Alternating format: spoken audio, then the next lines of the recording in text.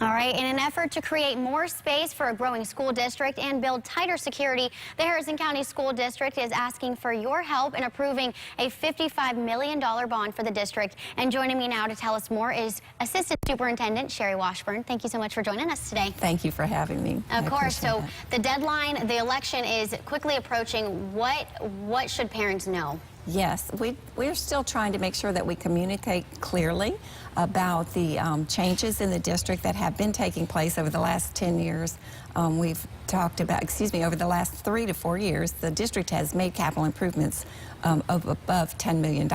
So this is just in addition to what is common day budgeted in for improvements, but we're looking at security improvements in schools. In 9 of our schools, it's a $55 million bond, which would be a no tax increase bond, but it will cover the security entrances, redesign of North Gulfport School, adding classrooms, bathrooms, and also adding 2 additional schools, one on the west side of the district and one on the east side of the district. All right, great. So now I know a lot of parents may have some concerns about when these schools are built.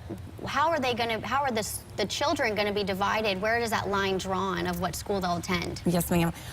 We have had questions about where will the lines be redrawn. And to be honest with you, we have 3 high schools in our district. They're all 6A high schools, very large, but they have 3 different high school zones. Those zones will not change.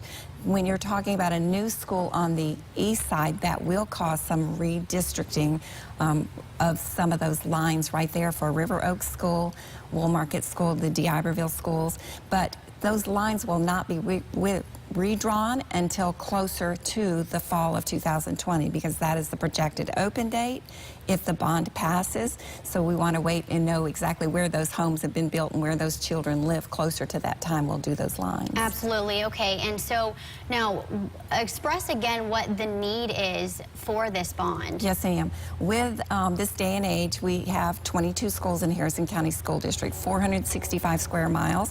We have 31 portables we'd like to get the kids into the classrooms and not into the portables.